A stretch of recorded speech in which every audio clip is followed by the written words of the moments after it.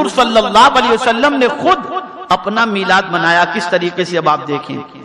حضرت ابو درداء رضی اللہ تعالیٰ عنہ فرماتے ہیں کہ حضور نبی اکرم صلی اللہ علیہ وسلم کے ساتھ ایک دن میرا گزر حضرت عامر انصاری کے مکان کی طرف ہوا.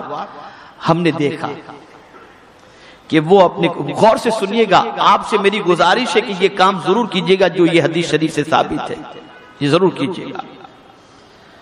میرا گزر حضرت عامر انصاری کے مکان کی طرف ہوا. ہم نے دیکھا کہ وہ اپنے کنبے والوں اور اپنے بیٹوں کو ولادت مصطفیٰ صلی اللہ علیہ وسلم کے واقعات سنا رہے تھے اور کہہ رہے تھے یہی دن تھا کہ حضور صلی اللہ علیہ وسلم, یہی دن تھا یعنی پیر کا دن تھا. آقائے کریم صلی اللہ علیہ وسلم نے یہ دیکھ کر فرمایا بے شک اللہ تعالیٰ نے تمہارے لیے رحمت کے دروازے کھول دیے ہیں اور سب فرشتے تمہارے لیے بخشش کی دعا کرتے ہیں, اور جو شخص بھی تمہارے جیسا کام کرے گا اسے تمہارے جیسا اجر و ثواب ملے گا. یہاں سے یہ بات سمجھ میں آئی, گھر والوں کو لے کر کے بیٹھ کر حضور کا ذکر کرو. آقائے کریم صلی اللہ علیہ وسلم کی میلاد, آقائے کریم صلی اللہ علیہ وسلم کی شان, اگر کوئی یہ کرتا ہے تو مصطفیٰ جان رحمت صلی اللہ علیہ وسلم کی دعاؤں کا حصہ اسے نصیب ہو جاتا ہے, اس اعتبار سے کہ فرشتے بھی ایسا کام کرنے والے کے لیے بخشش کی دعا کرتے ہیں. اب یہاں میں حدیث شریف سے ہی دلیل پیش کروں. حدیث شریف سے اللہ والوں کا ذکر گناہوں کا کفارہ ہے. جب کوئی اللہ کے ولی کا ذکر کرتا ہے, سرکار صلی اللہ علیہ وسلم کے ارشاد گرامی کا مفہوم ہے ذکر الصالحین کفارۃ السیئات او کما قال, نیکوں کا تذکرہ یہ گناہوں کا کفارہ ہے. تو مصطفیٰ کا تذکرہ یہ گناہوں کا کفارہ نہیں بنے گا, بخشش کا سامان نہیں بنے گا.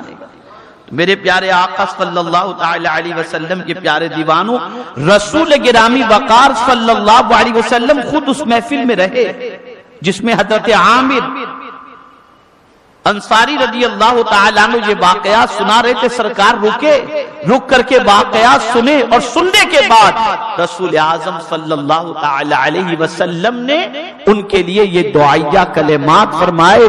ایک چیز اور بھی سمجھ میں آئی, کبھی ایسا بھی ہوتا ہے کہ جب حضور کا ذکر ہوتا ہے تو حضور خود تشریف بھی لے آتے ہیں. میں دلیل کے طور پر پیش کروں, سیدنا غوث پاک رضی اللہ المولا تبارک و تعالی عنہ خطاب فرما رہے تھے اور آقائے کریم صلی اللہ تعالی علیہ وسلم کی عظمت بیان کر رہے تھے. مجمع تھا, مجمع میں ایک بندہ ذکر سنتے سنتے سو گیا, آنکھ لگ گئی, اس کی آنکھ لگ گئی.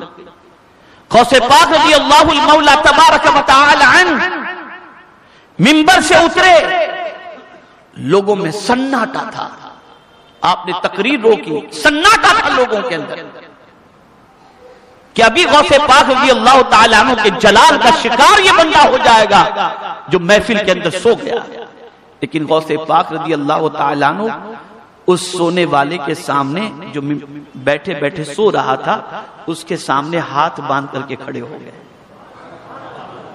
ہاتھ باندھ کر لوگ اسے جگا بھی نہیں رہے تھے, کچھ بھی نہیں کر رہے تھے. کچھ دیر کے بعد اس کی آنکھ کھلی تو سامنے غوث پاک کو دیکھا تو چونک گیا.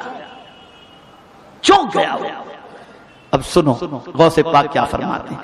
غوث پاک رضی اللہ تعالیٰ عنہ نے ارشاد فرمایا کس کو دیکھ رہا تھا؟